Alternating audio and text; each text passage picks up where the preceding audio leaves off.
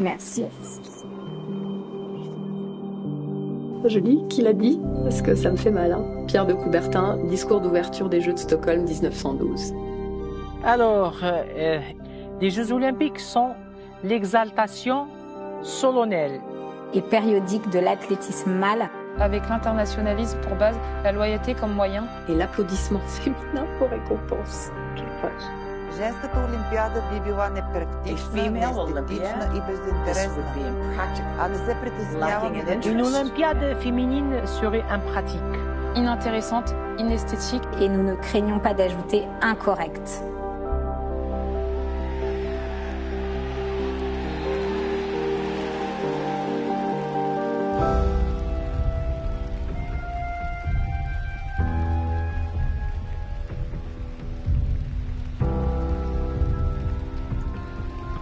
On a voulu les effacer de l'histoire du sport.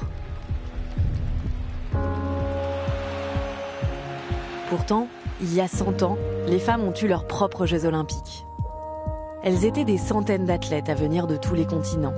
Elles avaient leur cérémonie d'ouverture, leurs records, leurs podiums, leurs médailles. Derrière l'organisation de ces Jeux, il y a une femme, une Française dont on a aujourd'hui oublié le nom. Alice Millia.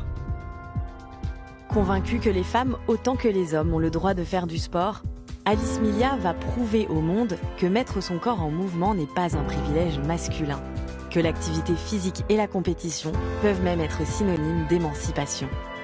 Par-delà les frontières et les époques, d'autres femmes ont repris le flambeau. Elles refusent à leur tour la soumission et réclament de nouveaux droits. Voici l'histoire du combat d'Alice Millia et des pionnières du sport au féminin.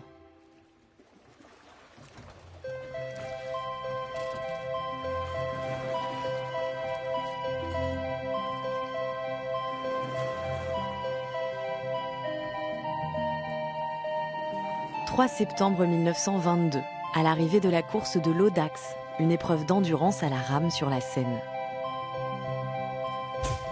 Pour la première fois, une femme boucle le parcours de 80 km. Elle s'appelle Alice Millia, et alors qu'elle pose pour les photos, elle confie aux journalistes venus l'interviewer. « L'air, l'eau et la lumière sont à tout le monde.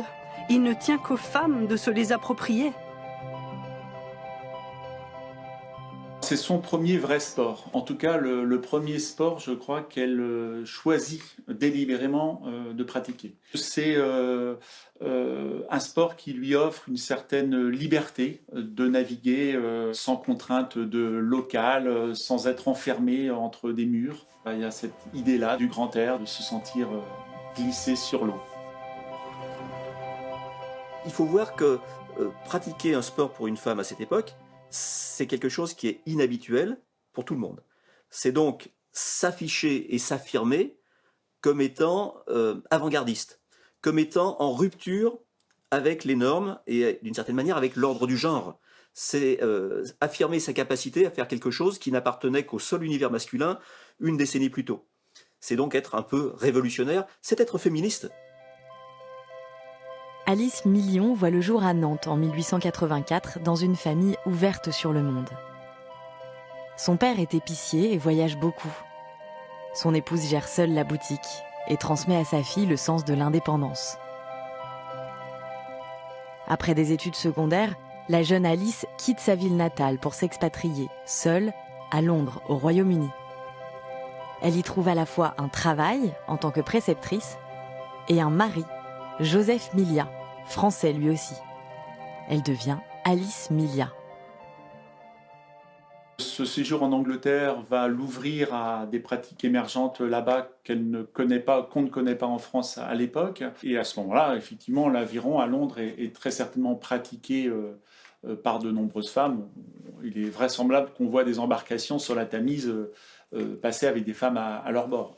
Je trouve qu'à cette période-là, la société anglaise est une société qui est beaucoup plus avancée pour le sport, mais qui est aussi plus avancée en termes de militantisme féministe. Donc il est possible qu'elle ait découvert en Angleterre à la fois le sport et le féminisme, et qu'elle ait fréquenté les deux milieux qui d'ailleurs étaient assez proches en Angleterre.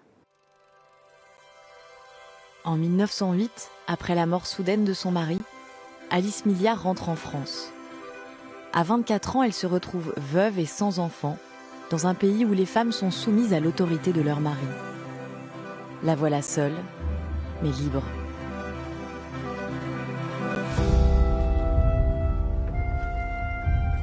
En France, contrairement à l'Angleterre, les femmes sportives ne courent pas les rues.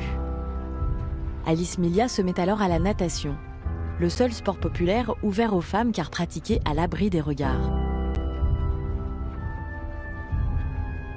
Elle comprend rapidement que le corps des Françaises ne leur appartient pas, tant il est régenté par les autorités morales et médicales du pays. Il y a eu la défaite contre la Prusse en 1870, et donc on se préoccupe de ce qu'ils appellent à l'époque la dégénérescence de la race. Et les médecins décident de solliciter les corps, d'abord des hommes, puisqu'il faut savoir que les exercices physiques et la gymnastique avaient des fonctions à la base de virilisation. Mais ils se préoccupent aussi des femmes, avec l'idée de mettre en mouvement les corps des femmes pour qu'elles transmettent la vigueur acquise avec les exercices physiques à leurs enfants. Donc, si c'est des garçons, pour en faire des soldats capables de défendre la nation, et si c'est des filles, des procréatrices robustes, solides et en bonne santé. Les activités physiques susceptibles d'être dangereuses sur un plan moral, ce n'est pas bon évidemment pour la future épouse, doivent être écartées. Les activités susceptibles d'être dangereuses sur le plan physique et qui pourraient notamment nuire à la maternité, il faut les écarter. Donc toute activité trop intense, toute activité où le bas du corps, là où l'enfant sera protégé, est susceptible de secousses, de heurts, doivent être évitées. Mais ça relève d'une idéologie puisque on n'a jamais vu de jeunes filles ou d'adolescentes ou même de femmes faire un saut en longueur et retrouver ses organes dans le bac à sable. C'est une idéologie qui renvoie aux préoccupations morales de l'époque. Il faut absolument que les femmes préservent leur corps, fassent attention puisque leur devoir est l'enfantement. Pourtant, Alice Milia sait que les femmes ne sont pas si fragiles. Quand la guerre éclate en 1914, elle gagne sa vie comme sténographe-interprète, rue de Varennes à Paris. Alors que la plupart des hommes partent au front, elle voit les Françaises se mettre à leur tour au travail et sortir peu à peu de leur rôle d'éternelle femme au foyer.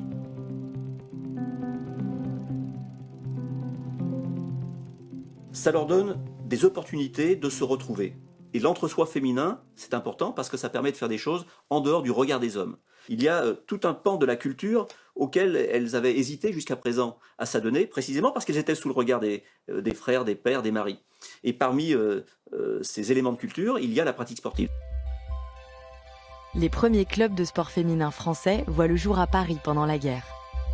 Alice Milia devient membre de Femina Sport, le seul club à disposer de son propre terrain, le stade Élisabeth, près de la porte d'Orléans.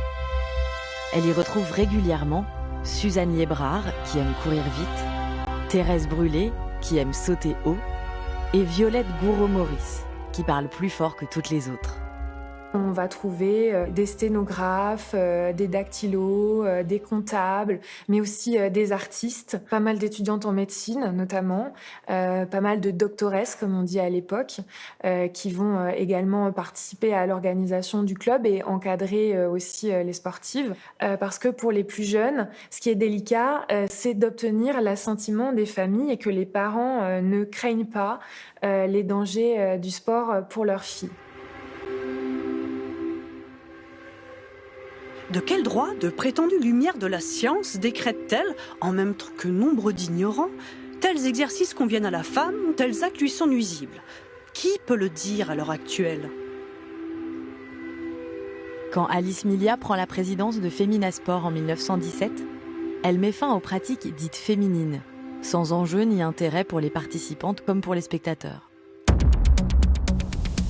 Elle veut rendre accessibles aux femmes des sports jusque-là considérés comme masculins. L'athlétisme, le football, le hockey sur gazon, et même une forme de rugby à 12 joueuses, appelée la barrette.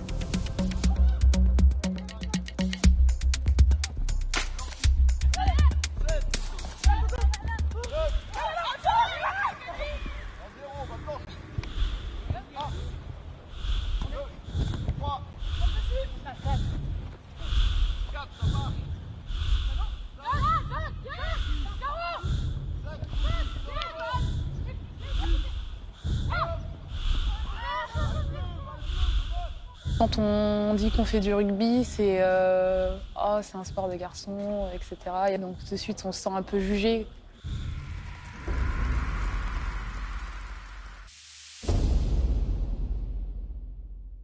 J'ai commencé le rugby à l'âge de 12 ans, au collège. Ma mère a tout de suite réagi, elle a pris peur de suite. Elle a eu peur que sa petite fille se fasse mal sur le terrain au rugby. Justement, elle connaissait pas non plus ce sport.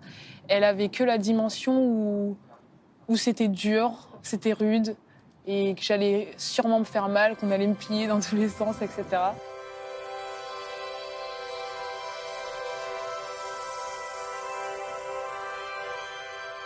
Juste avant, je faisais du tennis, donc le contact, j'en avais pas du tout. Et vraiment, le côté où on pouvait vraiment bouger dans tous les sens m'a vraiment plu. Ça fait pas plus mal que ça, et c'est ce qui m'a plu, c'est le fait que ce que les gens disent sur ce sport soit pas vrai quand on le pratique, en fait.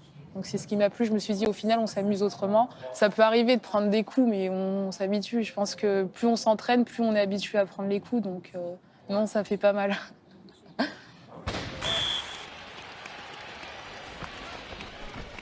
Le sport ne fait pas mal, bien au contraire. Et les Françaises sont de plus en plus nombreuses à s'en rendre compte pendant la Première Guerre mondiale.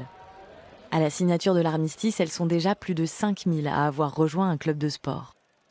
Mais le retour des hommes du front inquiète Alice Millia. Elle déplore. La France est un pays de préjugés, où persiste le désir de tenir toujours les femmes en tutelle, et la crainte de les voir devenir autre chose que des objets utiles ou agréables à l'homme. Dans le domaine du sport, comme dans tous les autres, la femme s'est trouvée aux prises avec l'atavique esprit de domination masculine. Les anciens soldats reprennent possession des stades et des terrains qu'ils considèrent comme étant les leurs. Les sportifs sont fermement invités à quitter la course.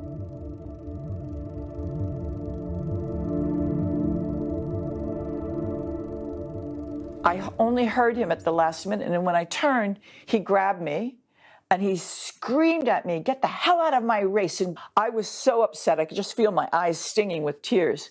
And there was that dreadful moment when I thought I had done something wrong.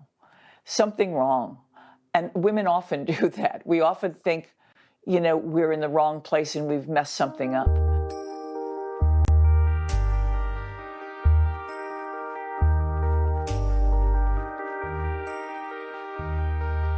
I started running when I was 12 years old, and I began running a mile a day, and the sense of empowerment that I felt from that was overwhelming.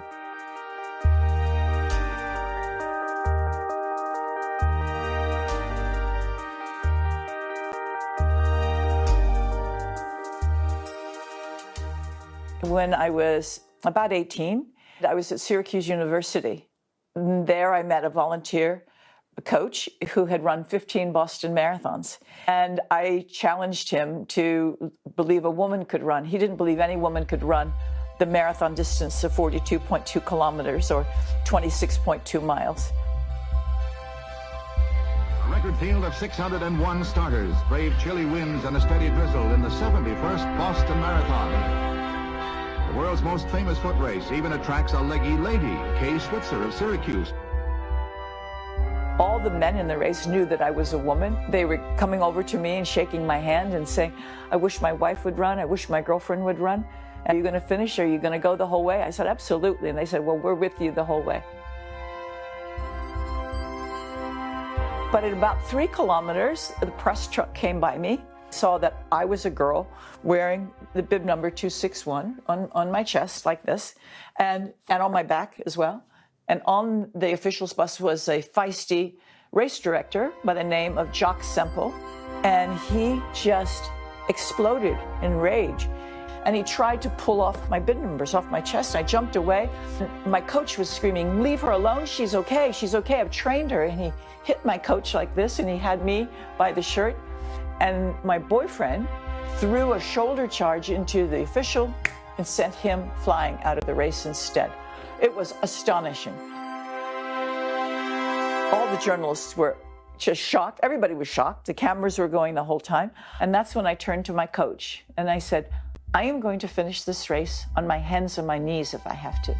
If I don't finish this race, nobody's going to believe women can do it. I have to finish this race. Comme Catherine Switzer, les sportifs de 1918 n'abdiquent pas devant la crispation masculine. Les hommes s'insurgent de voir leur terrain occupé par des femmes. Alice Milia et les autres dirigeants de clubs féminins transforment cette frustration en intérêt et organisent leur première compétition sportive ouverte au public, sous l'égide de la FSFSF, la Fédération des sociétés féminines sportives de France. Le public se déplaçait avec beaucoup de curiosité pour voir ces femmes un peu insolites faire des choses d'hommes, à tel point que même quelques premières sportives ont été mises en spectacle dans les cabarets parisiens, par exemple au début du XXe siècle. C'était presque des bêtes de foire en quelque sorte. De la même manière, dans les cabarets, on trouvait aussi des boxeurs noirs, parce que ça semblait incroyable de voir des noirs réussir à faire du sport à cette époque-là. De la même façon, voir des femmes faire du sport, c'était incongru. Le public parisien découvre des sportives aux résultats tout sauf ridicules.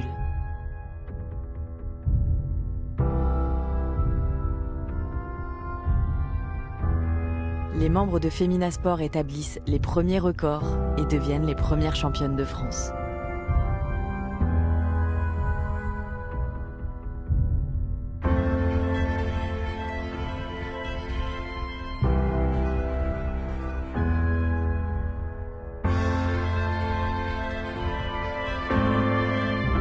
La compétition, c'est bien parce que ça développe des qualités de courage, d'abnégation, d'effort, de détermination.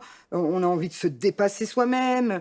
On a envie de voir jusqu'où on pourrait aller, aussi bien mentalement que physiquement. Donc, c'est pas seulement une compétition contre les autres, c'est une compétition contre soi-même. À partir du moment où on fait des compétitions, on chronomètre, on mesure, bref, on fait des records. Forcément, ça intéresse la presse. Et Alice Milia est de ce point de vue-là très politique, c'est-à-dire qu'elle a bien compris que militer pour le sport sans donner des choses à voir serait un combat vain. Donc c'est faire progresser la cause des femmes et des femmes sportives que de mettre en place des compétitions. En 1920, Alice Milia rassemble 25 000 personnes à Manchester pour le premier match international d'une équipe française de football. Devant le Dick Kerr Ladies Football Club, la meilleure équipe anglaise, les protégés d'Alice Milia s'inclinent 2-0. Mais le moment est historique. Et l'opération de communication, une réussite. Les sportifs font les gros titres dans les deux pays. À cette occasion, elles font connaître la Fédération du sport féminin, dont Alice Milia est désormais présidente. La gouvernance est 100% féminine, parce que Alice Milia en particulier ne veut pas d'une fédération dirigée par des hommes. Non pas qu'elle s'érige contre les hommes, mais elle considère que pour défendre les intérêts des femmes, il vaut mieux qu'une fédération de ce type soit dirigée par des femmes. Alice Milia veut rallier à sa cause les hommes du gouvernement Clémenceau, pour qui la priorité est aux naissances après les millions de morts de la guerre et de l'épidémie de grippe espagnole.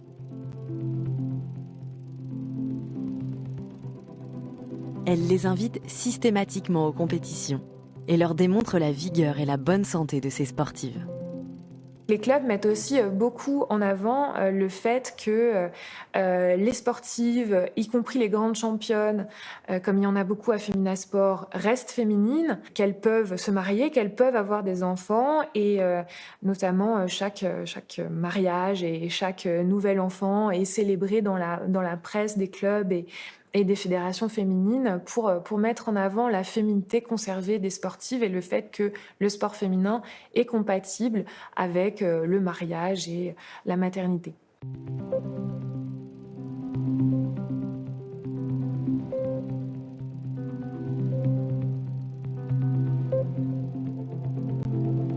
Elle est intelligente, Alice Milia, parce qu'elle va aussi dans le sens de ce que veulent entendre une partie de la population. Elle ne contredit pas le fait qu'une femme doit enfanter, qu'elle doit être une bonne mère et une bonne épouse. Elle ne le contredit pas.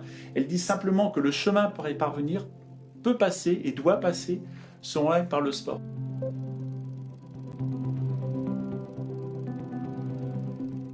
C'est ce qu'elle dit d'ailleurs. C'est une femme qui pratique le sport va être une femme qui va naturellement être plus joyeuse. Et quand on est plus joyeuse, eh bien, on est une meilleure épouse. et une meilleure mère. Et on donne naissance, parce qu'on est sportive, à des petits-enfants qui eux-mêmes sont en meilleure santé. En 1922, pour la finale de la Coupe de France de football féminin, Alice Milia reçoit Paul Strauss, le ministre de l'Hygiène en personne. Signe que le sport féminin a désormais le soutien du gouvernement. Mais il reste une personne à convaincre. Le baron Pierre de Coubertin. Père des Jeux olympiques modernes, encadré depuis 1896 par un comité très masculin. Alice Milia leur écrit à plusieurs reprises, sans succès. Pierre de Coubertin a été un progressiste sans doute sur plusieurs aspects, mais sur la question du genre, il a été extrêmement conservateur. Il a reproduit dans l'institution sportive cette organisation bipolaire de la société française. Certaines femmes participent aux Jeux olympiques depuis 1900 dans quelques sports qui sont des sports historiquement élitistes, comme le tennis, la voile, le tir à l'arc. La natation, alors la natation n'est pas un sport élitiste, mais c'est un sport que l'on considère convenir aux femmes pour l'esthétique et la grâce féminine. Ces quelques sports ont accepté des femmes aux Jeux depuis 1900, mais contre l'avis de Pierre de Coubertin toujours. Au mépris de toutes les compétitions féminines déjà organisées, il déclare: Je n'approuve pas personnellement la participation des femmes à des concours publics. Aux Jeux olympiques, leur rôle devrait être surtout de couronner les vainqueurs. Faites du sport, mesdames ou mesdemoiselles, vous ne vous en porterez que mieux, mais de grâce, faites-le pour vous et non pour vous faire voir. Si vous voulez voir votre nom publié en grosses lettres dans les journaux, passez plutôt côté théâtre ou cinéma. C'est comme cela que ce doit être.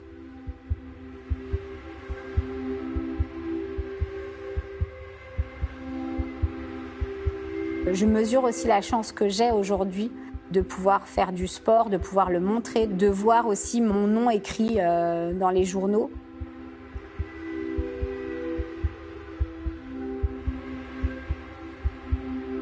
Je trouve que c'est important justement pour transmettre et donner envie à plein de jeunes filles de faire du sport, de la boxe, enfin, voilà, en tout cas de faire ce qu'elles ont envie de faire. Et ouais, ça me met en colère de lire ça parce que c'est des mots quand même forts.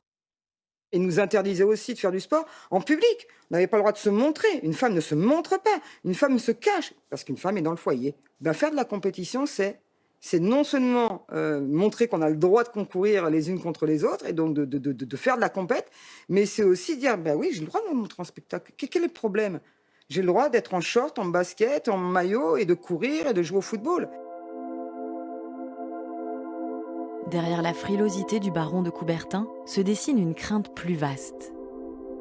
Celle de voir les femmes s'émanciper dans l'espace public. Une crainte qui dépasse malheureusement les frontières et les époques. Le problème, il a déjà commencé à l'école, à l'époque, avec mes professeurs, avec certains professeurs, pas tous, heureusement, qui me vexaient, voilà, qui essaient un petit peu de bloquer mon ambition, mon rêve. Je voyais un petit peu dans leur regard, à cette époque déjà, la haine. Et c'était pour moi quelque chose d'incompréhensible.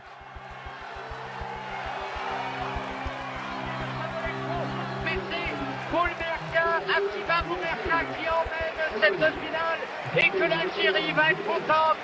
Boulmerka est championne du monde des 400 mètres, deuxième Samolenko, troisième Rogachova, quatrième Melinte, cinquième Hélène Kissling, l'Allemande Hélène Kissling. Ouais, c'est le premier grand titre pour l'Algérienne.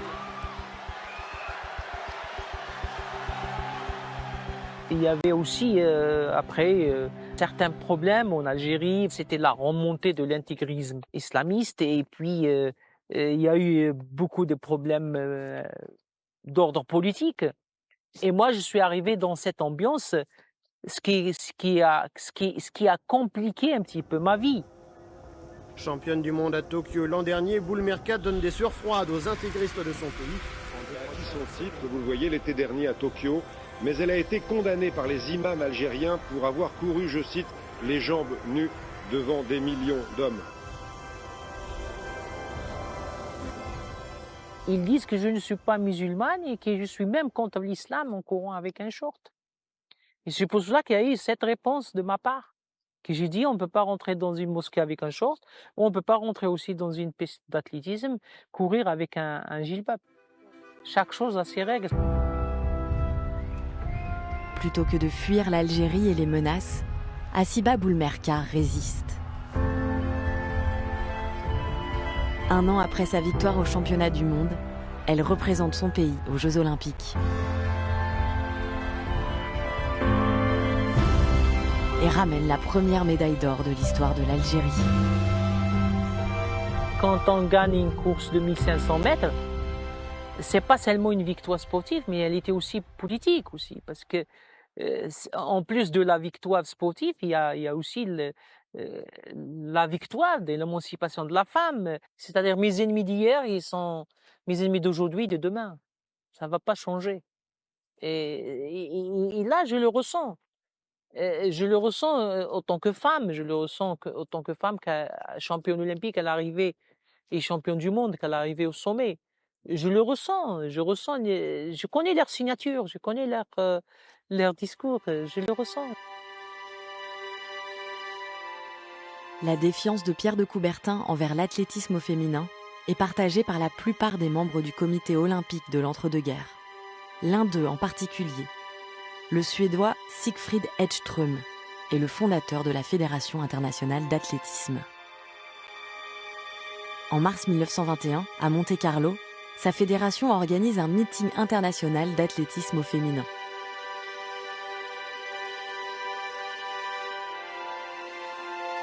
Devant le palais princier, les images sont réussies, mais les athlètes s'ennuient, car sur les 5 jours de meeting, un seul est dédié à la compétition. La Fédération internationale d'athlétisme préfère voir danser les femmes plutôt que de les faire courir.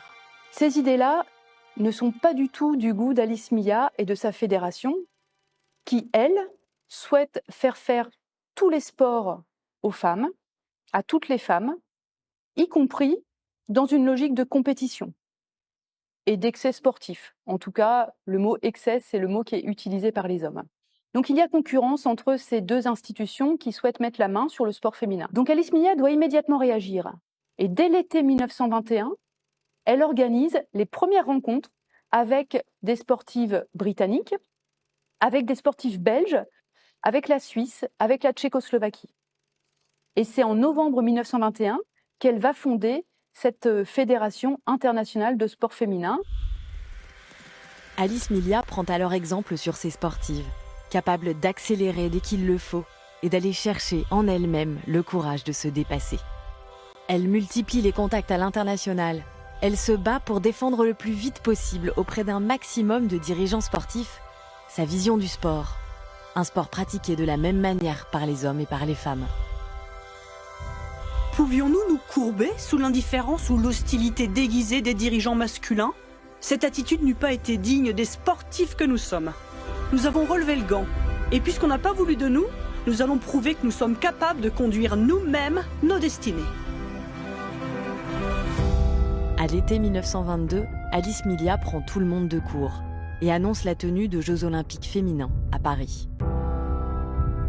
Le comité olympique lui adresse quelques jours seulement avant le début officiel de ces Olympiades femelles, comme on le disait à l'époque, un courrier à Alice Milla pour lui dire halte là, la marque olympique est une marque protégée, une marque réservée à l'usage exclusif du comité international olympique. Et donc, il ne faut pas appeler ces Jeux comme cela. Trop tard, les tracts sont déjà diffusés, les affiches éditées, placardées dans Paris. Le 20 août 1922, 20 000 personnes font le déplacement au stade Pershing, le plus grand stade de France de l'époque, pour un spectacle fort similaire à celui des Jeux olympiques historiques. La délégation française crie le nom de la fédération, FFF France. Derrière elle, il y a la fédération d'Angleterre. Les sportifs crient WA England, donc pour la Women's Athletic Amateur Association. À leur suite, les Tchécoslovaques, les Suisses et le clou du spectacle, les Américaines. Elles font un tour du terrain Et puis elles s'arrêtent toutes devant la tribune officielle, s'alignent devant Alice Milla qui se met debout officiellement sur la tribune d'honneur et va déclarer « Je proclame ouverts les premiers Jeux olympiques féminins du monde ». À ce moment-là, une haute émotion aurait parcouru la foule des spectateurs.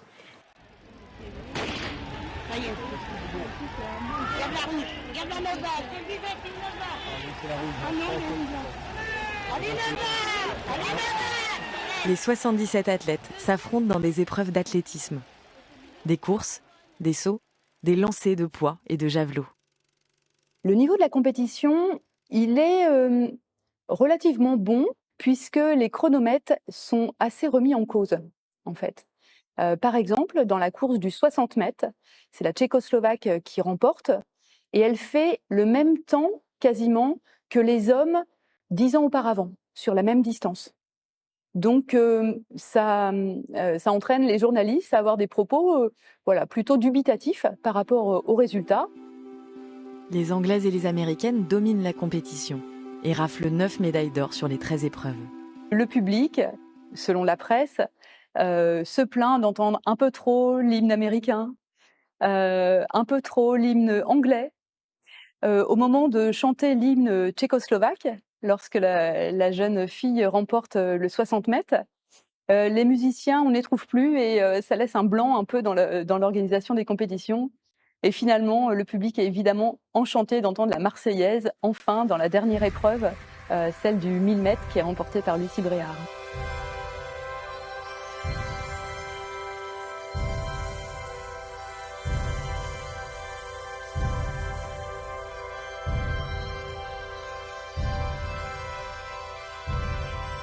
Lucie Bréard, membre de Femina Sport, est le visage de ces premiers Jeux féminins de l'histoire et la première Française à faire l'expérience de l'émotion olympique.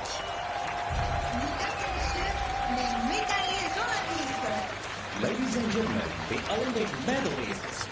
女士们、先生们，让我们向奥林匹克获奖运动员致敬，并表示热烈的祝贺。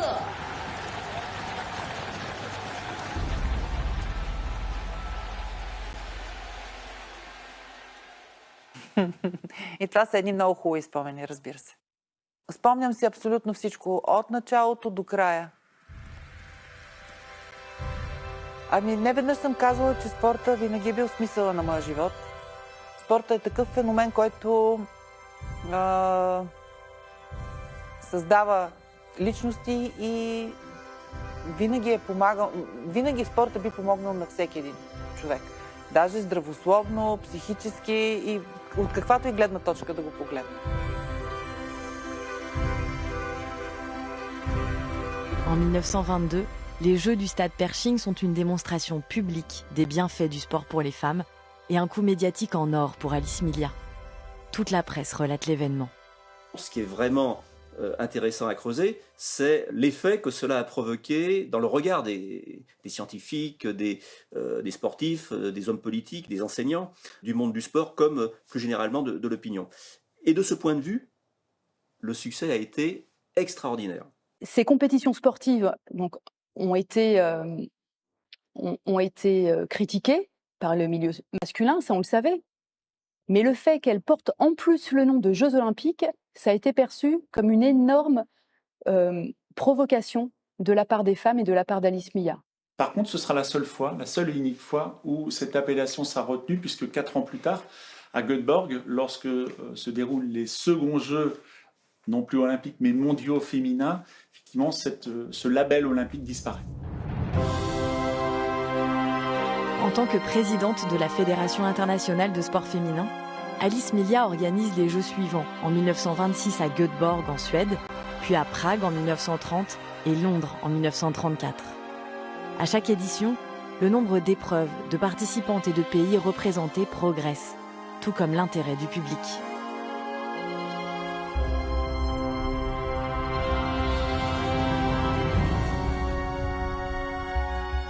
Il y a désormais des stars internationales du sport au féminin. La représentante du Japon, Kinue Hitomi, remporte 2 médailles en saut en longueur à Göteborg. Elle donne un visage au continent asiatique, encore si peu connu du grand public. Elle est l'un des premiers symboles de l'olympisme au féminin. La preuve qu'avec une performance sportive, on peut changer les mentalités du monde entier.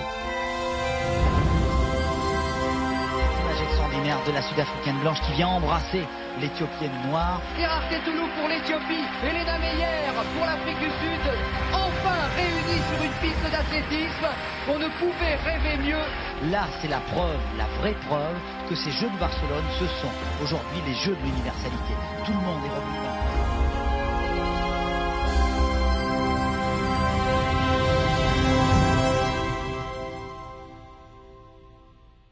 እኔ ያኔ ዓለም ይሄ አላውቅም። እኔ የማውቀው እዛ ያሉ ሰዎች ብቻ እንደሚያዩ ነው የማውቀው። ምክንያቱም ልጅም ስለነበርኩ ቅዱስም ስለነበርኩ ዓለም እንደሚያይ እኔ አላውቅምና እዛ ያለው ሕዝብ ግን እንደሚያይ አውቃለሁ። ሁለተኛ እንኳን ወጣ አንደኛ እንደወጣች ቆጥራ ነው ከኔ ጋራ ስትዞር የነበረው። እሷም የደቡብ አፍሪካን ባንዲራ ነው የኢትዮጵያን ባንዲራ ይዘን ማለት ነው። እና እኔ ደግሞ እንግሊዝኛ አልችልምና ታዋራኛለች። ጥሩ ነገር እንደምታዋራኝ ልቤ ይነግረኛልና ደስ ብሏት ስለነበረ ስለዚህ አብረን ተያይዘን ዞርን ማለት ነው። በጣም አዎ፣ ምክንያቱም ያኔ ህይወት ነበር። ይሄ አፓርታይ ጉዳይ በጣም እንትን ስለነበረ እንደ አፍሪካ ሁለቱም ሀገር ደግሞ ተመልሶ መሳተፍ ወደ ኦሎምፒክ መሳተፍ እዛ መድረክ ላይ መገኘት ትልቅ ነገር ስለነበረ በጣም አዎ።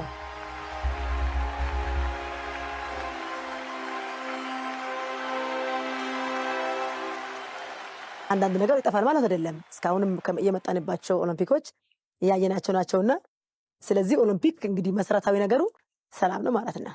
ሮጦሽ ኢቨን ከማሸነፍ በላይ ሰረሞኒው እዛ ጋር የምትገናኘው የዓለም ህዝብና እዛ ጋር የምታየው ትዕይንት ህይወት ነው፣ ትልቅ ነገር ነውና እኔ ለማንኛውም ሯጭ አንድ ጊዜ በህይወቱ ኦሎምፒክን አይቶ ቢያሳልፍ ደስ ይለኛል፣ ድርግጦት ማለት ነው።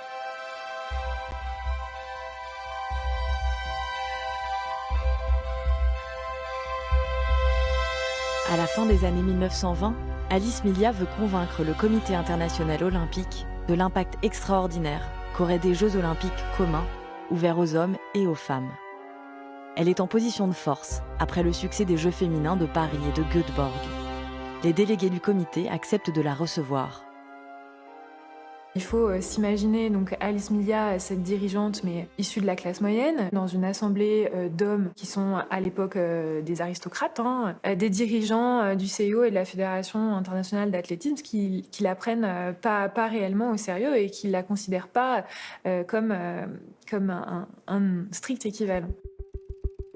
Les négociations sont un demi-succès. Sur les 10 épreuves d'athlétisme demandées pour les sportives, Alice Milia en obtient 5. Ainsi qu'une place de juge-arbitre, une première mondiale pour une femme. Au congrès de la Fédération internationale d'athlétisme, Siegfried Edström l'invite même à poser au premier rang, à côté d'Henri Baillet-Latour, le nouveau président du comité olympique et successeur de Pierre de Coubertin. L'image est symbolique et ouvre de nouvelles perspectives pour le sport au féminin.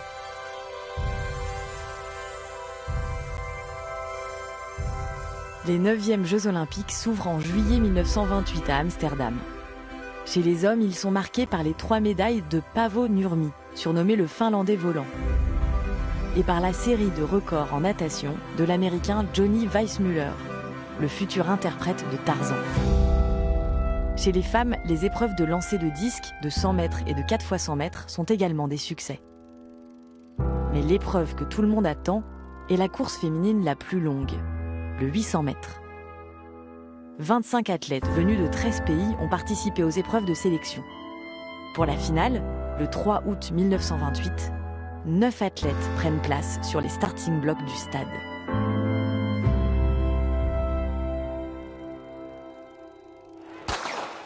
Il faut savoir, moi je suis une ancienne coureuse de 800 mètres. Si on fait de l'athlétisme, le 800 mètres c'est une des disciplines les plus ingrates et les plus difficiles à réaliser, puisqu'on se situe entre le sprint et le demi-fond. C'est extrêmement violent comme effort, le 800 mètres. Et donc, elles vont parfaitement y parvenir, puisque 2 minutes 16, malheureusement, j'ai jamais réussi à les réaliser, par exemple. Sur la dernière ligne droite, l'Allemande Lina Radke parvient à doubler la Japonaise Kinue Hitomi et termine l'épreuve en 2 minutes 16 dixièmes. Elle a au pied les premières chaussures d'un certain Adi Dassler. Mais ce n'est pas ce que l'histoire retiendra de cette course historique. 9 went into the final, and of those, the first 3 broke the existing world record. The others all ran under what had been the world record only a year before. So in both those terms, international interest and quality of performance, this was the most significant and successful race in the history of women's distance running.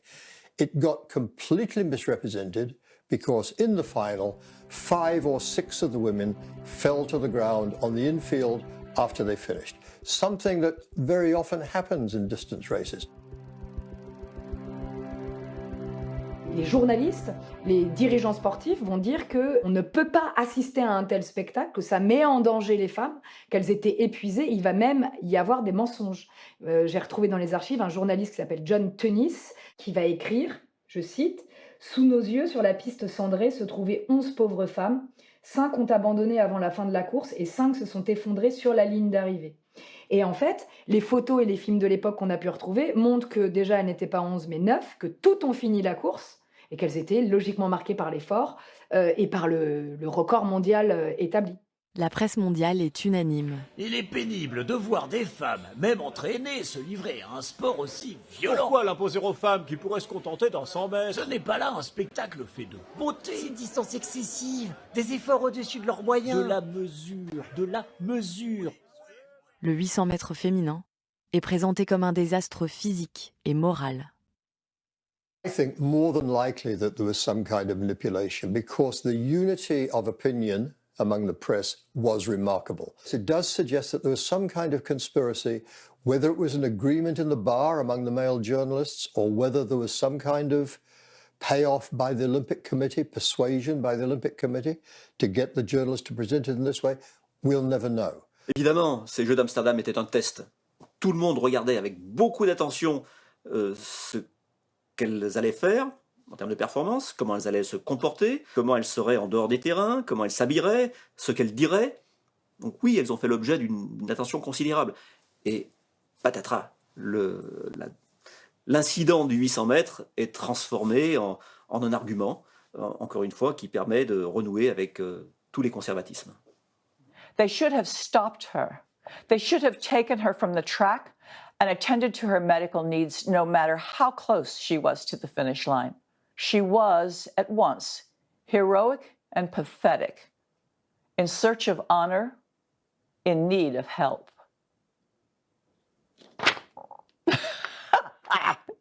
Oh, it makes me crazy when I read that. 1984. You know, if she were a man, she would have been a hero. I really felt pretty good till, I would say, the last 3-4 Ks. I started to struggle some. And then it was worse when I came in the stadium because it was sunny and it was hot, much hotter. En 1984, à Los Angeles, le marathon féminin devient pour la première fois une épreuve des Jeux Olympiques.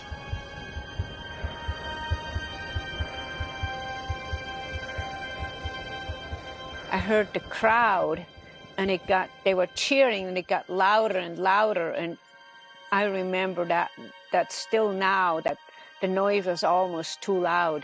And I knew I had to stay within the white lines, and I knew I couldn't take any help because then that would disqualify me. And I had my legs burning and my whole body was just like it was on fire. And so when I got through that finish line, I just let myself go and collapse. And because I know that was it, I didn't have to go any further. And then the stadium just erupted. And the media immediately began saying, once again, oh, women are too weak and too fragile. We shouldn't allow them to do this. That was a terrible sight. She could have died, blah, blah, blah, blah, blah. Si une femme pleure, tombe, vous voyez, elle est fragile, elle est faible, elle est sentimentale, elle a des affects. Peu importe la raison qu'on va lui donner, mais on va essayer de lui donner une raison, vous voyez, qui est censée la ramener de façon essentialiste à ce qu'elle est une femme, femelle. de façon innée quasiment, alors qu'un homme, lui, inversement, serait également de façon innée fort, courageux et déterminé à en finir, même s'il doit verser quelques larmes pour cela. Le 3 août 1928, immédiatement après la course, la commission médicale du comité olympique décrète que le 800 mètres est une épreuve trop longue pour les sportives. Cette distance leur est désormais interdite. Il faudra attendre 1960 pour que des femmes courent à nouveau le 800 mètres devant un public olympique. 11,6,5. Docteur, excusez-nous, on vous dérange quelques instants. Je voudrais vous demander ce que vous pensez de la compétition, mais pour les femmes. Le sport de compétition pour les femmes est un problème, évidemment. On a des congrès là-dessus. Ça peut être à la fois tout à fait bénéfique et tout à fait maléfique. Je verrais certainement l'athlétisme, mais oui, mais pour une élite, n'est-ce pas? Car c'est vraiment très laid de voir une femme qui n'est pas douée pour, n'est-ce pas, courir sur une piste. C'est pas bon. Il faut que ça soit très bon. Les Jeux d'Amsterdam sont un échec cinglant pour Alice Millat. Elle a voulu exposer ses sportives aux acclamations du public. Elle se retrouve sous les feux de la presse et de l'opinion mondiale.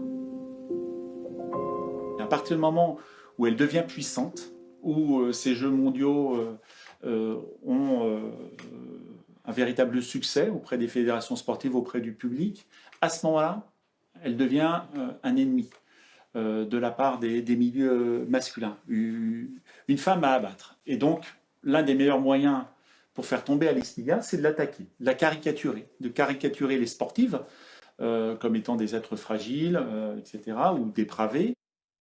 Dès lors qu'une femme va mettre en mouvement son corps, qu'est-ce qu'il va se jouer? Le muscle, la puissance, la robustesse, l'endurance, des caractéristiques physiques.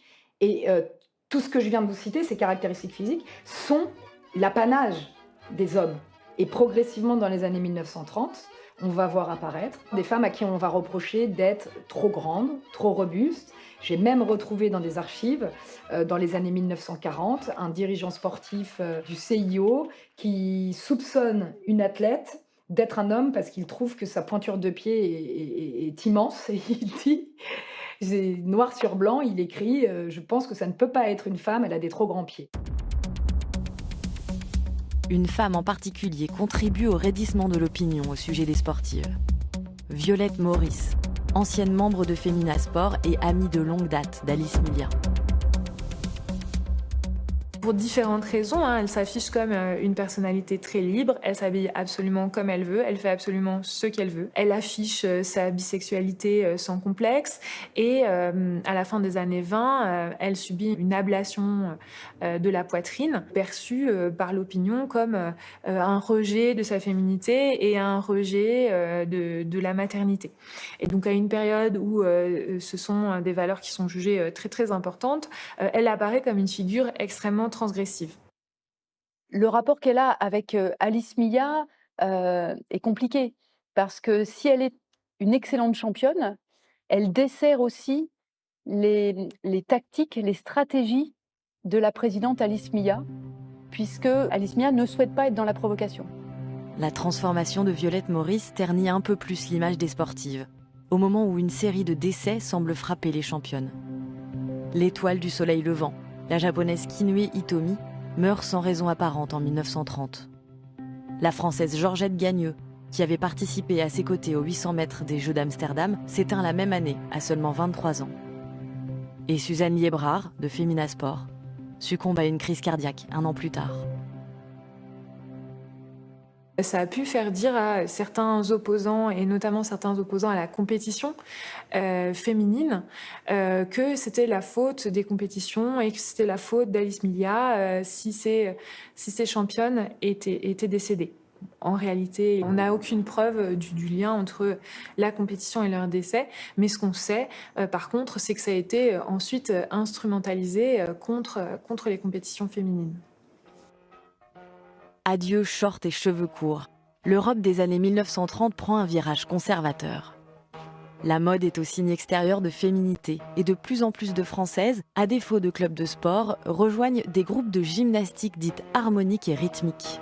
Beauté plastique des attitudes, rythme des corps jeunes et souples ployés par la musique, accord parfait des gestes et des mouvements, La gymnastique rythmique est pour la jeune fille une incomparable école d'harmonie et de grâce. Contrairement à ce que prône Alice Milia, c'est pas une recherche d'avoir une activité qui serait la même activité que les hommes, et avec une liberté de la pratiquer en loisir ou en compétition.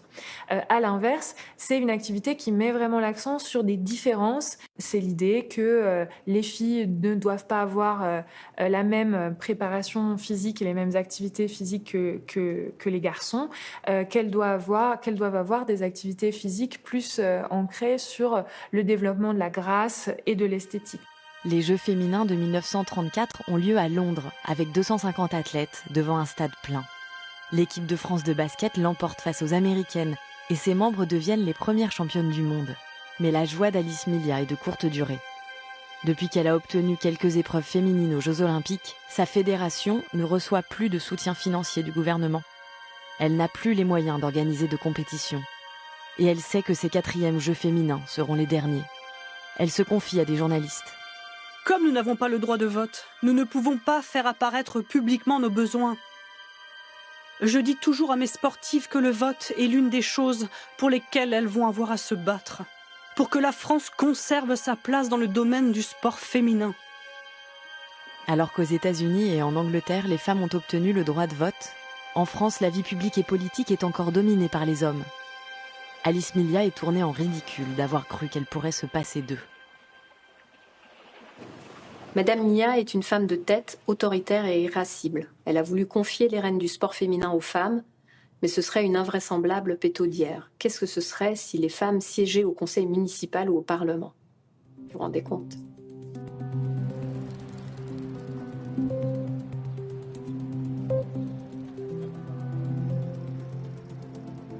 Ce que Alice Mia a fait à l'époque, finalement, c'était précurseur, parce que je crois que c'est la première des manières de répondre à cette injustice qu'on ressent lorsque des hommes vous disent c'est pas fait pour vous, ou laissez-nous faire parce que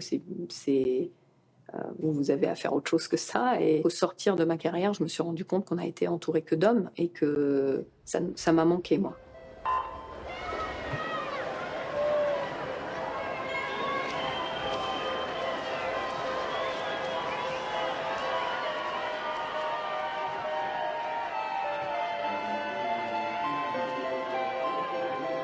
S'il y a des femmes qui y réfléchissent, forcément, elles prendront en compte des considérations de femmes, des moments dans la vie des femmes où c'est important de faire une pratique, d'avoir une pratique en commun, en mixité avec des hommes, ou alors uniquement entre femmes.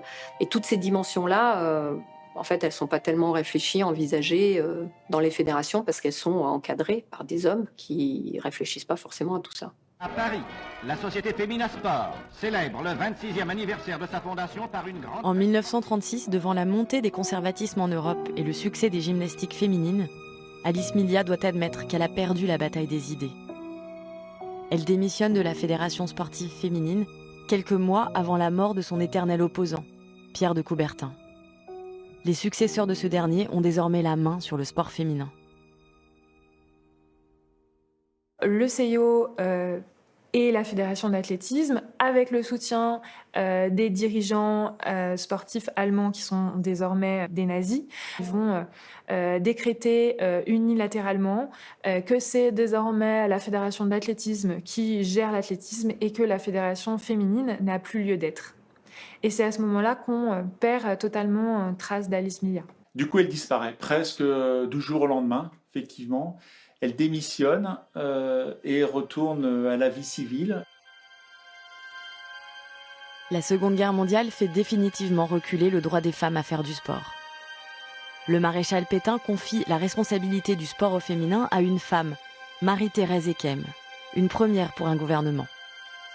Mais cette dernière ne défend pas les mêmes idées qu'Alice Milia.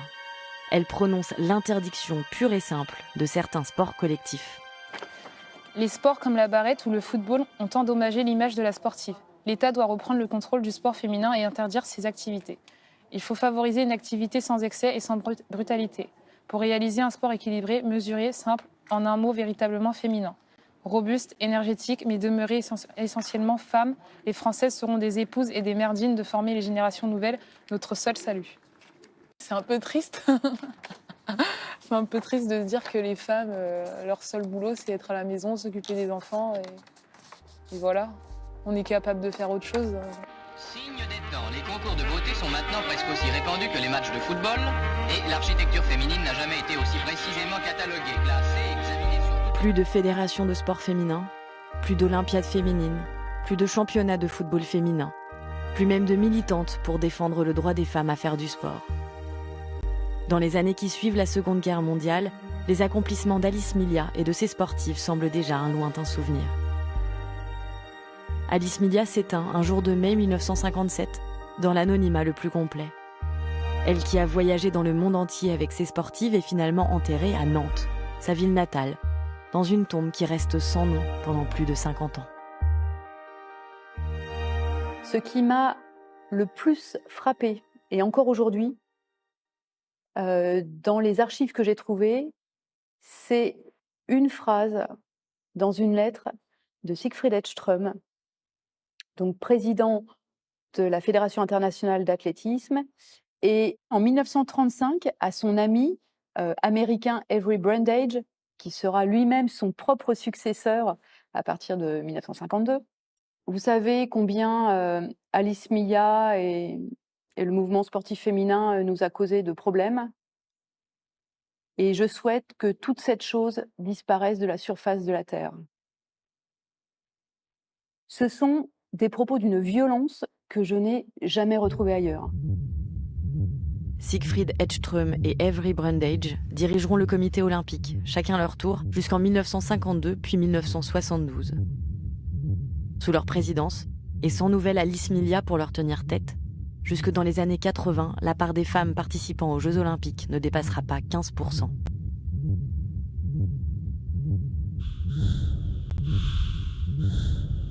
Dans les débuts, on venait à chaque fois me dire « Écoute, c'est un sport difficile, c'est pas beau une fille qui boxe, c'est pas fait pour toi, tu vas t'abîmer. » Je me suis rendu compte qu'après, que c'était interdit aux femmes, que j'allais faire face à des difficultés auxquelles j'étais pas forcément préparée.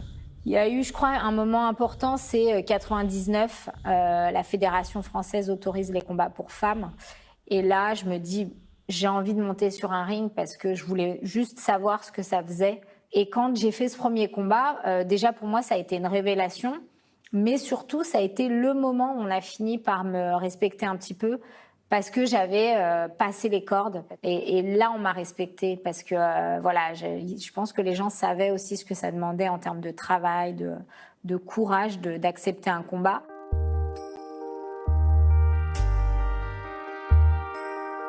C'est notre corps tout le temps qui est remis en jeu. Et donc, le sport, c'est le corps. Donc, quoi de mieux que mobiliser et se battre pour les exercices physiques, pour la pratique sportive, pour se réapproprier son corps.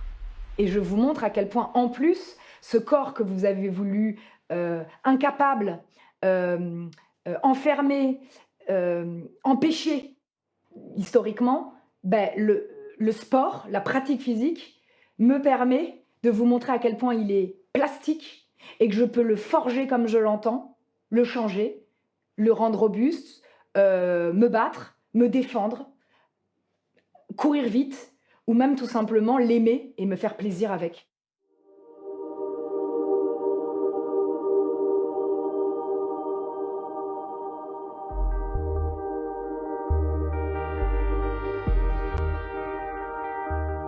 You hear these myths again and again that, you're going to be less of a woman because you're an athlete.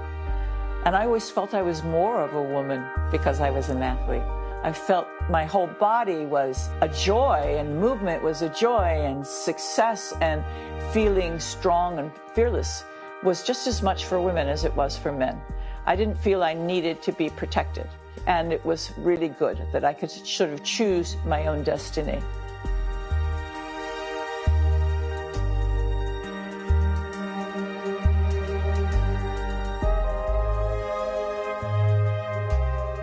Elle nous montre la voie.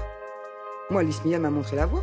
Moi, sincèrement, à chaque fois que j'avais envie d'abandonner, à chaque fois que je vais dire mais qu'est-ce que je m'emmerde à faire ce que je suis en train de faire, je pensais à elle. Je me dis non, j'ai pas le droit. J'ai pas le droit pour elle. Elle a commencé un travail, il faut qu'on le termine. Il faut qu'on aille jusqu'au bout.